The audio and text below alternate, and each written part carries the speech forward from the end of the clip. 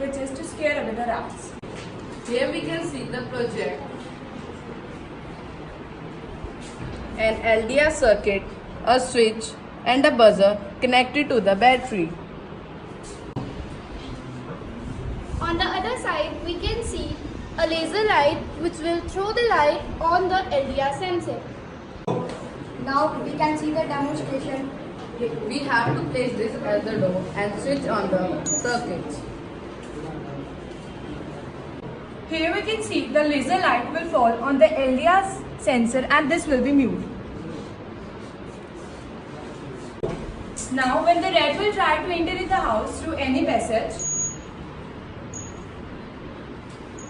We will hear a buzzer sound which will scare away the rat.